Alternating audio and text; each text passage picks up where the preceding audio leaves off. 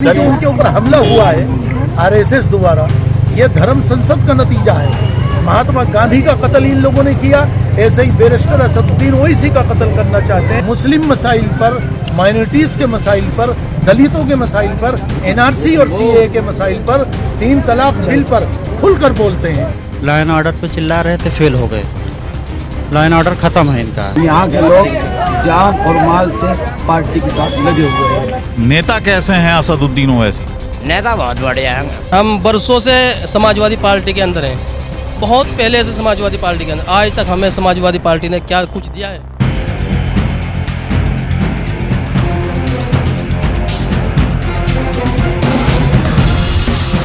हम सवाल उठाएंगे जनता के लिए।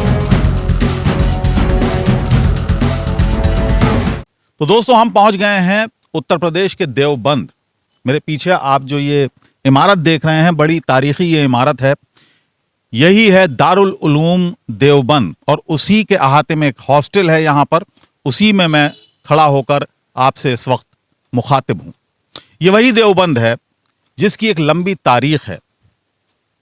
यहाँ से अंग्रेज़ों के खिलाफ आज़ादी की लड़ाई का बिगुल फूका गया था। यहाँ के बानी यानी जिन्होंने इस संस्था को बनाया, महमूद हसन मदनी का नाम हो या हुसैन अहमद मदनी का नाम हो या उबैदुल्ला सिंधी का नाम हो, वो तमाम बड़े नाम हैं जिन्होंने अंग्रेज़ों से लोहा लिया था। तो एक तरह से कह सकते हैं कि पूरी तरह से एक राष्ट्रवादी इदारा ये है। लेकिन पिछले कुछ सालों से ये अलग तरह से चर्चा में है। भारतीय जनता पार्टी के नेता देवबंद के नाम को लेकर तरह तरह की राजनीतिक रोटियां सेकते हैं। तो राजनीतिक रूप से देवबंद और दारुल उलूम देवबंद का नाम लिया जाता रहा है पिछले 6-7 सालों से। तो राजनीति का यही ट्रेंड रहा है। लेकिन हम यहां पर इस ट्रेंड की बात करने नहीं आए हैं, या यूं कहें कि इस ट्रेंड के बारे में भी अगर बात करेंगे तो चुनावों से जुड़ी बात करेंगे। उत्तर प्रदेश विधानसभा चुनाव, यहां पर 14 तारीख को वोट डाले जाने हैं।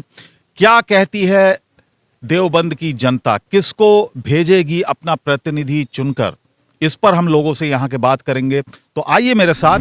असदुद्दीन ओवैसी, ना इसका कहाँ है अभी? ये तो अभी इनका तो साथ भी नहीं बढ़ना गया। वजह बताइए। वजह कहाँ नवी है, सरकार चले कहाँ बन जाएगा इसका? अच्छा, नेता कैसे हैं असदुद्दीन ओवैसी? नेता बहुत बढ़िया है, नेता बहुत अच्छा है, बात हक के करते हैं वैसा। लेकिन आप वोट नहीं देंगे फिलहाल? भाई वोट का कहा से जीतते तो वोट किसे कहा देता है अभी? बात साफ होनी चाहिए बालदारी की, है नहीं? मेरे वोट से हमारे वोट से थोड़ा ही जीत जाए, जब सबका मिलेगा जब जीतते। तो यहाँ पर बहुत सारे लोग हमें मिले, नेता बहुत अच्छे हैं असदुद्दीन ओवैसी, लेकिन अभी वोट अभी नहीं मिलेगा। वोट कहाँ, अभी तो नहीं रखी जा रही। देखो वोट अभी बहुत मुश्किल से काम चल, देखो बात हो ईमानदारी के साथ। चलिए, बहुत बहुत शुक्रिया। क्या माहौल है सभी पार्टियों का यहाँ पर? समाजवादी का माहौल है, एक तरफा समाजवादी पे वोट दे रहे हैं जी। लेकिन हमने देखा, यहाँ पर हम गांव में भी गए थे तो वहाँ पे हमने देखा कि बहुत सारे बैनर पोस्टर हमने देखे असदुद्दीन ओवैसी की पार्टी के। तो कोई माहौल है उनको लेकर? कुछ कोई माहौल नहीं है। देवबंद विधानसभा पे कोई माहौल नहीं है। दावे हो रहे हैं उनकी तरफ से बहुत सारे? नहीं, झूठे दावे। कुछ लोग हैं जो फिर रहे, ऐसा कोई नहीं। अच्छा, नेता कैसे हैं वो? नेता अच्छे हैं, लेकिन हालात सपोर्ट नहीं कर पा रहे। मुस्लिम होने की वजह से समाजवादी की सरकार आ रही है, उत्तर प्रदेश का मुसलमान एक तरफा वोट दे रहा है।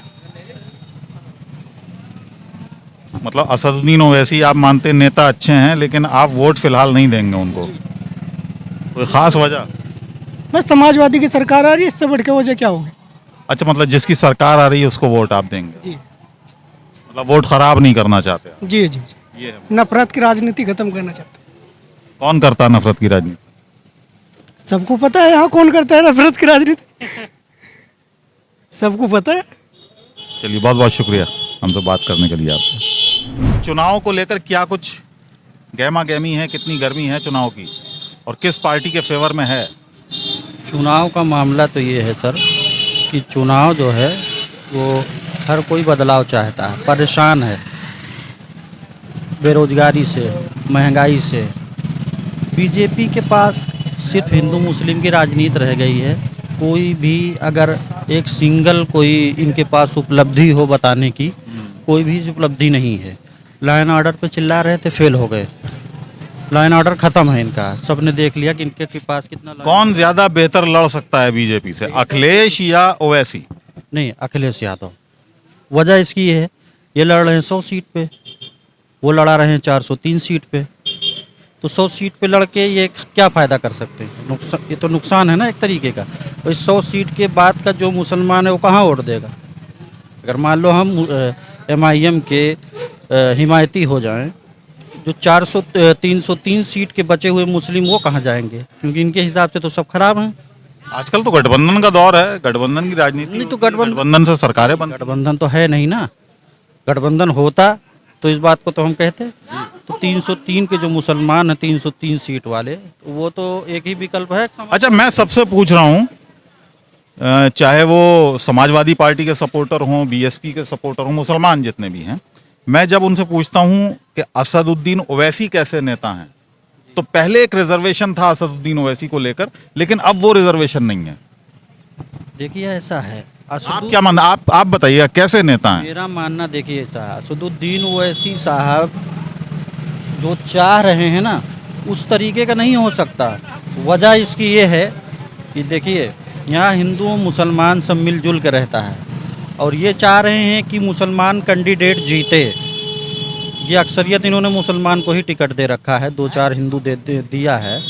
अब वो उनका अपना समीकरण होगा किस हिसाब से दिया है, वो नहीं हो सकता। वजह इसकी ये है कि देखिए असदुद्दीन ओवैसी साहब रहते हैं हैदराबाद में, दिल्ली में रहते हैं। हमारे यहाँ मान लो लोकल में जो पॉलिटिक्स करता है, हर आदमी का अपना अपना एक चुनिंदा नेता होता है जिससे हमारे जो लोकल के काम कराने में आसानी होती है, तो आदमी उसको तरजीह पहले देता है। नहीं, मैंने आपसे सवाल पूछा वो नेता कैसे हैं। देखिए नेता तो ठीक है, नेता में कोई कमी नहीं है, लेकिन विकल्प हमारे लिए नहीं है। इस ऐसे हालात में MIM हमारे लिए विकल्प नहीं है। नेता तो सही है, नेता में कोई कमी नहीं है, वो अपनी बात सही रख रहे हैं, हक की बात रख रहे हैं, लेकिन ऐसा होना जो है वो इतना आसान काम नहीं है जो वो चाह रहे हैं।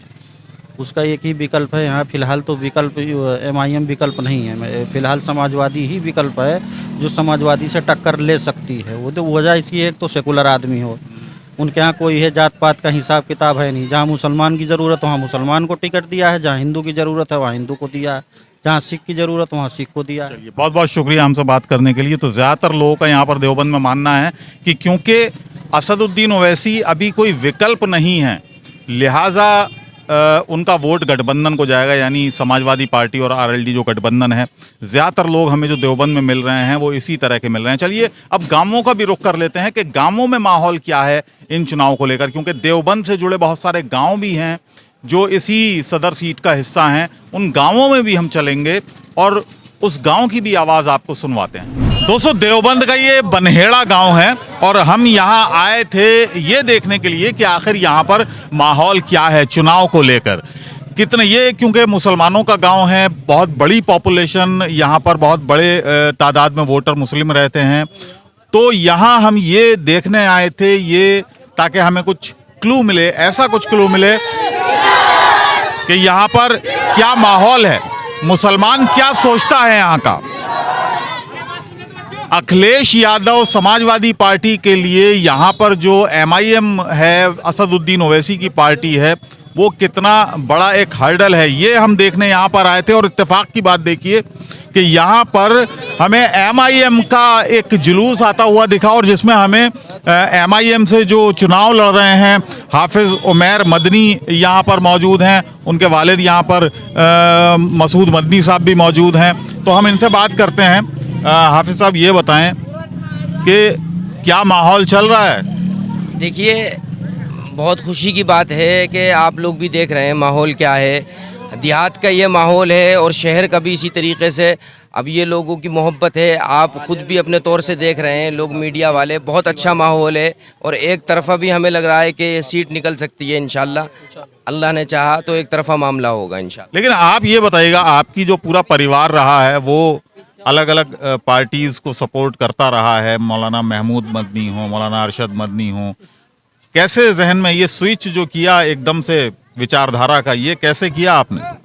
देखिए, वक्त और हालात के हिसाब से अलग अलग पार्टियों के बारे में अपील करी हमारे बड़ों ने और लोगों ने फिर उनको किया। अब लेकिन ऐसा वक्त और ऐसा दौर ये जो चल रहा है, जो बैरिस्टर असदुद्दीन ओवैसी साहब का जो एक माइंड है, जो उनकी सोच है कि हमें संविधान और देश बचाने की जो बात चला रहे हैं और पार्टी का जो नारा है, तो यही सोच जो है हमें उनकी पार्टी में दाखिल हुई। हमारे उनको सोच को लेकर के हमने उनकी पार्टी के बैनर तले उनकी ये सोच लेकर के हम जनता के बीच आए हैं कि बाकी मुद्दे बात में हैं, पहले तो देश और संविधान बचाया जाएगा, जिससे सब चीज़ बचेंगी। चलिए कुछ और लोगों से बात करते हैं। आप यहीं के हैं? मकामी हैं? जी, मकामी लोग। क्या मानते हैं आप, क्यों आखिर समाजवादी पार्टी से एकदम MIM की तरफ कैसे आना हुआ? बिल्कुल, एक बात बताइए आप, हम बरसों से समाजवादी पार्टी के अंदर हैं, बहुत पहले से समाजवादी पार्टी के अंदर, आज तक हमें समाजवादी पार्टी ने क्या कुछ दिया है? ललकार रहे हैं ओवैसी साहब कि अपनी इक़्तिदार और अपनी हिस्सेदारी के लिए आगे आओ। कब तक तुम इनकी दरियां बिछाओगे, कांग्रेस की, सपा की, बसपा की? क्या नौकर बनकर रहोगे, गुलाम बनकर रहोगे? गुलामी की जंजीरों को तोड़ो। तो ये बात हमको बहुत पसंद आई और ये हम जन जन गांव-गांव तक पहुंचा रहे हैं और लोग इस्तकबाल कर रहे हैं। आपको तो पसंद आई, लेकिन क्या यहाँ पर जो मुस्लिम, क्योंकि मुस्लिम बहुल ये सीट है, मुस्लिम इलाका है पूरा, और मैं इसी वजह से इस गांव में आया था कि मुस्लिम्स की जो वोटर, मुस्लिम वोटर है, उसकी नब्ज टटोलूं। आपकी समझ में आई क्या? मुस्लिम वोटर की समझ में आ रही है? बिल्कुल कितना आ रही है? मुस्लिम वोटरों की समझ में आ रही है, इसलिए कि आजम खां एक वाहिद लीडर थे समाजवादी पार्टी के, वो 3 साढ़े 3 साल से जेल में बंद हैं और अखिलेश ने उनके नहीं, 2 साल हो गए, 2 साल हो गए। मतलब अखिलेश ने उनके पक्ष में आज तक धरना नहीं दिया डायरेक्ट। अखिलेश बोले तक नहीं मुखर होकर, और ऊपर से अंदर वो RSS के साथ मिले हुए हैं। तमाम RSS के जो कैंडिडेट थे टिकट लेकर अब अखिलेश के साथ चले गए हैं और बीजेपी को छोड़ के। तो आप ये बताइए कि इस विधानसभा पे भी ये असर हुआ कि ठाकुरों के वोट सिर्फ 24,000 और मुसलमानों के वोट 1,25,000, 1,30,000 हैं, 25 हैं। माशाल्लाह, इनको हम लोग मुत्तहिद कर रहे हैं और सब में आवाज़ जा रही है। और ये ठाकुर सीट आपकी बार हम इस ठाकुर सीट को ख़त्म करेंगे और इंशाल्लाह इसमें बहुत बड़ी कामयाबी मिलेगी। और उन्होंने ये कहा है कि हमारे जितने भी विधायक आएंगे, अखिलेश हो या कोई भी अलायंस के बगैर सरकार नहीं बनेगी। और मुसलमानों को ये कह रहे हैं कि आप डायरेक्ट वोट मत दो, गुलाम बनोगे। फिर हमेशा यही चलाया, कांग्रेस ने धोखा दिया, वोट लेके 5 साल तक ये बात भी नहीं करते, चाहे कांग्रेस हो, सपा हो, बसपा हो। लेकिन इस बार मुसलमानों में जो ये एक जागरूकता आ रही है, समाजवादी पार्टी के जो नेता हैं, मुस्लिम नेता हैं, वो कह रहे हैं कि अगर बीजेपी से छुटकारा चाहिए तो आप हमें वोट, आप साइकिल चलाओ। देखिए, ऐसा है, हमेशा समाजवादी ने, कांग्रेस ने यही काम किया, मुसलमानों को ठगने का काम, कि उन्होंने धोखा दिया और डराया बीजेपी से और वोट ले लिया। तो अब ओवैसी साहब की वजह से, उनके आने से मुसलमान डर नहीं रहा है बीजेपी से। ये एक अच्छी बात है, डर खत्म हुआ। तो अब अपने ही पार्टी को मजबूत करें, हम अपनी पार्टी को वोट देकर मजबूत करेंगे, जब तो हमारी कीमत होगी वोट की। ऐसे कैसे कीमत होगी? आप जो गांवों में आप आए हैं, शहरों में, शहर में, देवबंद शहर में क्या हाल है? देवबंद शहर में कितना सपोर्ट मिल रहा है MIM को? बहुत कैंडिडेट हैं देवबंद शहर में और देहातों में, बहुत अच्छा सपोर्ट मिल रहा है।